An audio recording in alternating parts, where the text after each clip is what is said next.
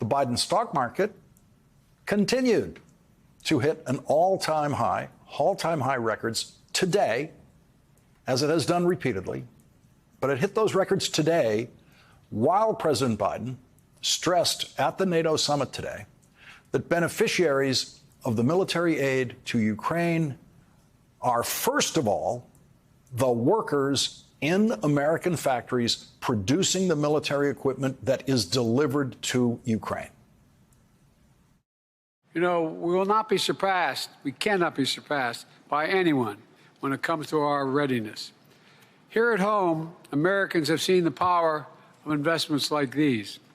In my administration, we've already invested $30 billion in defense manufacturing to restart or expand production across 35 of our states. We're investing billions more. The result, stronger supply chains, a stronger economy, stronger military, and a stronger nation. In a one-on-one meeting at the White House with the new British Prime Minister, President Biden said this. There's a lot going on. I think you're seeking closer ties with Europe is good for all of us, the transatlantic alliance. I think it's a great idea that we're going to be working together on. I thought we had a good meeting today, NATO. Very good. I thought we had a good meeting, and I think things are moving in the right direction. I'm feeling really optimistic about where things are moving. But welcome, welcome, welcome. Thank you very much, Mr. President. And firstly, congratulations on a really successful summit. It's been an incredibly important moment, 75 years, a bigger NATO, a stronger NATO, and a NATO with the resolve that we need. President Biden will hold a press conference at the end of the NATO summit tomorrow evening, currently scheduled for 5:30 p.m. Vice President Harris campaigned in Texas today at a national meeting of her college sorority. Across our nation, we are witnessing a full-on assault on hard-fought, hard-won freedoms and rights. The freedom to vote, the freedom to be safe from gun violence, the freedom to live without fear of bigotry and hate, the freedom to love who you love openly and with pride, the freedom to learn and acknowledge our true and full history as America, and the freedom of a woman to make decisions about her own body and not have her government tell her what to do. Then President Donald Trump handpicked 3 members of the United States Supreme Court, the Court of Thurgood, because he intended for them to overturn Roe v. Wade, and as he intended, they did. Now, 2 years later, in the South, where the majority of black women call home, every state except Virginia has a ban. Many with no exceptions, even for rape or incest. Now, we all know one does not have to abandon their faith or deeply held beliefs to agree. The government should not be telling her what to do with her body. If she chooses, she will talk with her priest, her pastor. But it should not be the government replacing her good judgment with its own.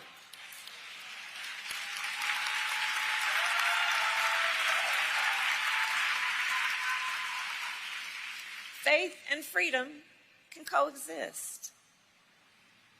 And understand, the former president wants to pass a national abortion ban to outlaw abortion in every single state. But we will not let him. We will not let that happen. We have worked too hard and fought too long to see our daughters grow up in a world with fewer rights than our mothers. America must trust women. America must honor individual choice. America must defend freedom. And when Congress passes a law that restores the reproductive freedoms of Roe, our President, Joe Biden, will sign it.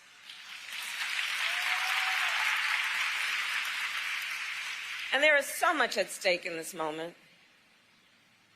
including last week, when the Supreme Court basically told this individual, who has been convicted of fraud, that going forward he will be immune for activity we know he is prepared to engage in if he gets back into the White House. Consider, Donald Trump has openly vowed, if reelected, he'll be a dictator on day one. That he will weaponize the Department of Justice against his political enemies, round up peaceful protesters and throw them out of our country, and even, and I quote, terminate the United States Constitution. Okay, and now to the Morning Joe video of Nancy Pelosi. Here is what Nancy Pelosi actually said this morning on Morning Joe when she was asked about President Biden's candidacy.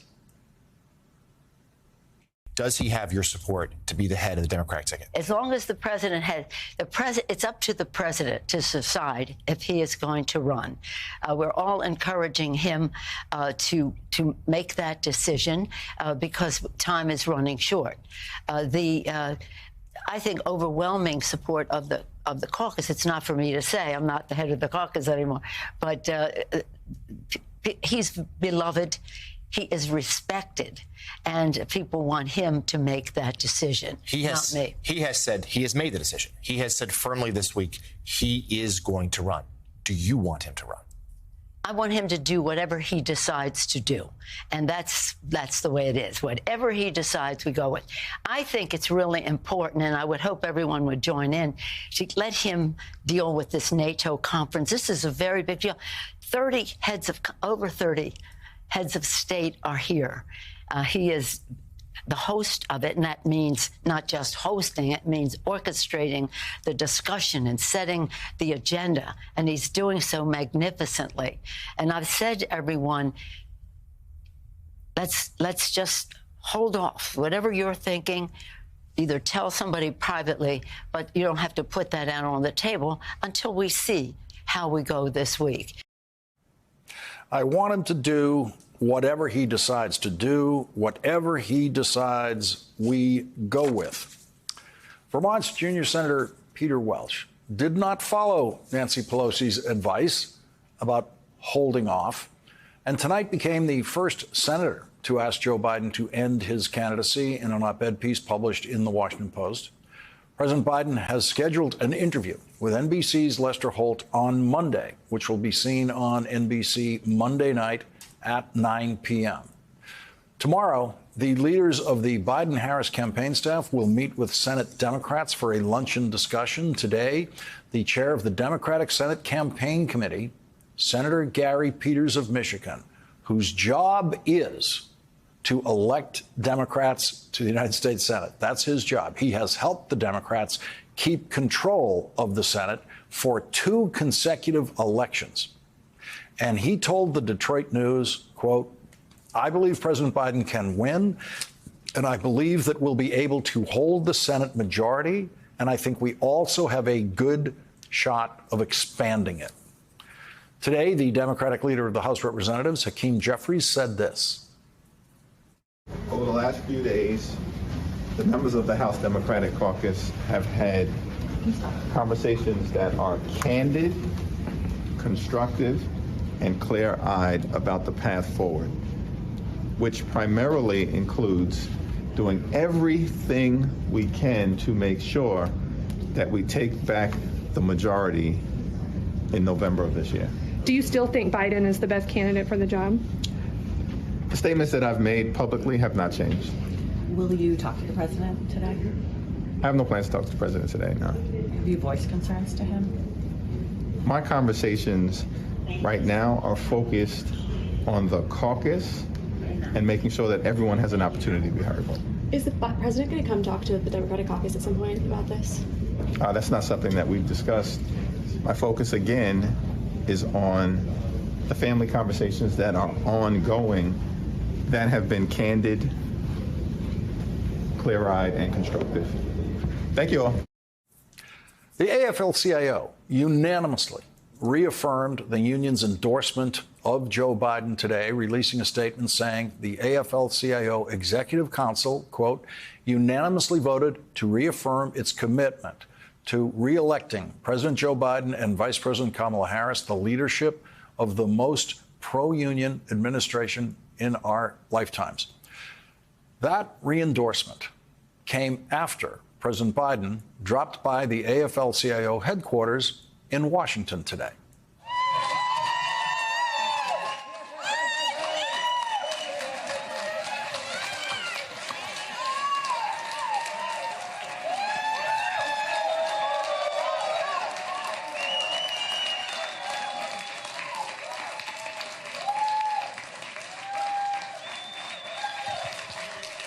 You won't be on that side, right? Yeah, I'm going to be on that side.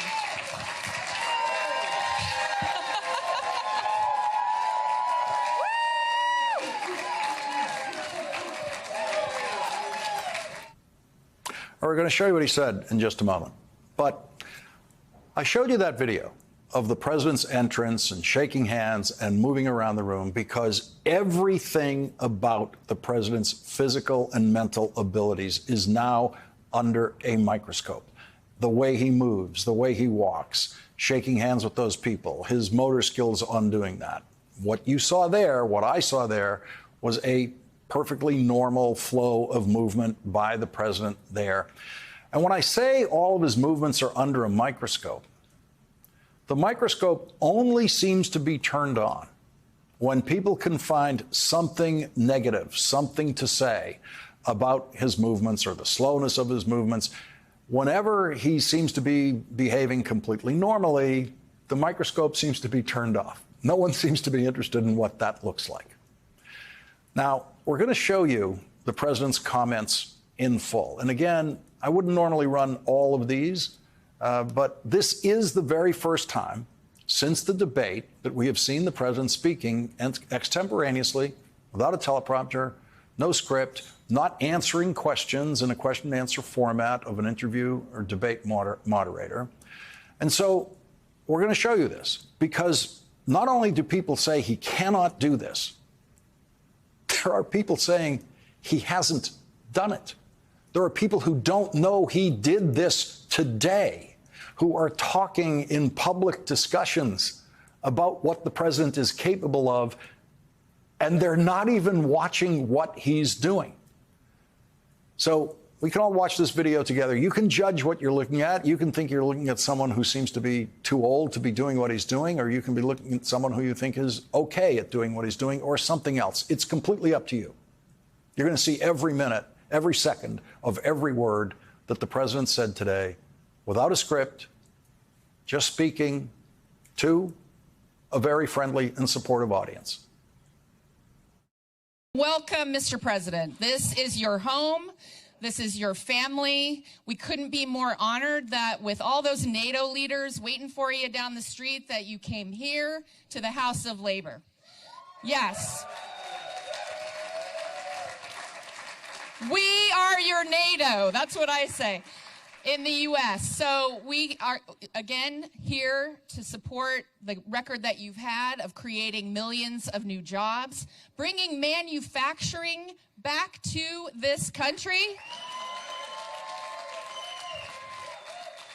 investing in clean energy and semiconductors and whole new industries, creating good union jobs with labor standards.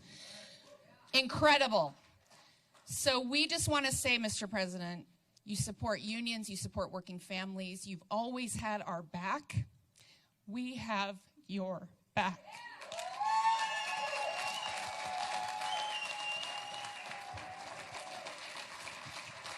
Hey, folks. Thank you, thank you, thank you, thank you. Please sit down, sit down.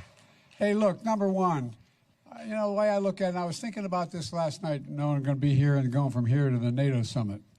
You know, we have two strong organizations in America that I look to for our security. One, literally, and I mean this sincerely, is NATO. NATO, a joint assembly of democracies that made sure we're keeping the peace, and no one's going to screw around with it. It's the strongest it's ever been.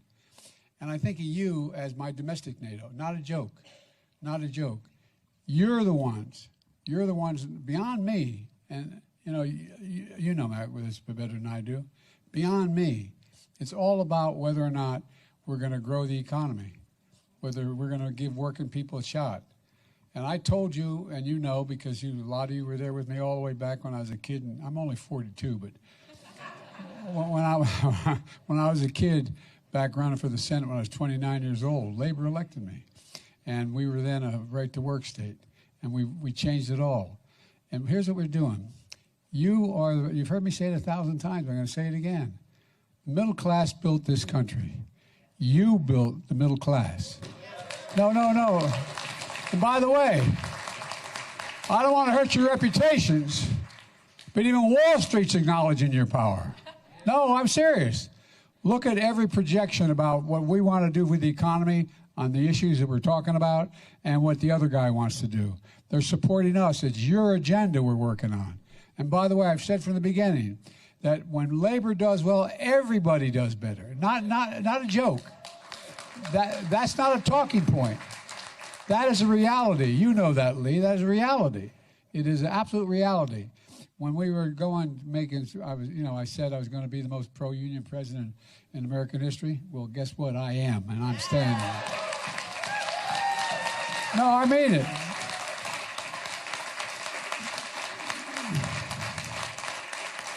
Because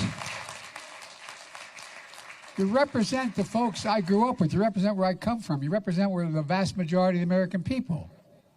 I come from a household with a 3-bedroom. We weren't poor, but we weren't. We didn't have anything left over at the end of the month. And but 3-bedroom house, 4 kids. Grandpa lived with us. Someone lived with us full time. I look back now and wonder how my dad handled those thin walls. But at any rate, the point is that we're just giving people a fighting chance. And when I got elected, and when I was, and even when you guys are with me, going all the way back into the 70s when I was a kid, that what we talked about was the whole idea of this was to give everybody a shot, no guarantee, just a shot, an even shot. And that's why I determined, and we've done it with your help and your leadership. We're going to build this country from the bottom up and the middle out, not the top down. No, I mean it. Not a joke. Not a joke. They're warning me not to take too much time with you all today, but in terms of talking. But here's the deal. The fact of the matter is, take a look at what all the major economists, including the Wall Street economists, are saying. They looked at his proposal, what he's done, and what our proposal is moving forward. And overwhelmingly, you got 16 Nobel laureates in economic law, and they won the Nobel Prize for Economics, 16 of them. And what did they say? They say his proposals are going to bankrupt the country. His proposals are going to cause a recession. His proposals are going to cause us higher interest rates. And what you and I, and you've been helping me, you've been either leading on, or I've been following you, or you've been following me, what we propose is growing the country. No, we're the fastest growing economy in the world. That's a fact. We're the strongest economy in the world. But here's what we got to do. We've got to talk to our people. We've got to talk to our people. Food prices are still too high because of corporate greed. We're in a situation where rents are too high. We need more housing. A whole range of things we're going to get done with your help in the second term, because that's what we got to get done. So, folks, I've never been more optimistic about America's chances, not because of me, but because of what we're doing together. I really mean it. We're better positioned than any country in the world to own the remainder of the 21st century because of union labor. I'm serious. Thank you, Mr. President. It's not secret video. It's available to every network in the country. Most of those networks have not shown you a second of that video, but they have delivered to you endless discussions about what that man you just saw is capable of and what he's not capable of, without including any of the video of what he actually did, what he actually said today, like that. in a form that they will tell you he cannot do. Last night, a sweaty man in a red hat read a teleprompter full of lies. On day one, we will throw out Bidenomics and replace it with a thing called MAGAnomics. We will quickly build the greatest economy in the history of the world. I will repeal every disastrous Biden regulation, of which there are many. Cancel Crooked Joe's insane electric vehicle mandate. How stupid. And we will drill, baby, drill. We're going to drill like we never drilled before. We were energy independent 4 years ago. Think of it. We're going to be energy dominant within months. 4 years ago, energy independent. I will deliver large tax cuts, larger than you even have now. That lying psychopath does not know that the United States of America is producing far more energy today under President Biden's policies than it did during the Trump presidency. The United States of America is the largest energy producer in the world. The United States of America is far beyond energy independent already and is already energy dominant in the world. So Donald Trump, big surprise, was lying about all of that. And replacing Joe Biden's economic policy with his MAGAnomics means the most destructive tariff regime of the last 100 years. According to those 16 Nobel Prize-winning economists Joe Biden was talking about, who say that Donald Trump's tariff policy itself and other economic policy ideas of Donald Trump's would cripple the economy and be the most destructive and harmful economic proposals that the modern world has seen. Nothing you just heard Joe Biden say to the AFL-CIO is untrue. As of tonight, the presidential campaign is the oldest candidate in presidential history versus the most out-of-control pathological liar in presidential history, who is also the only convicted felon in presidential history and wants to, as the vice president said today, terminate the United States Constitution. That's the choice.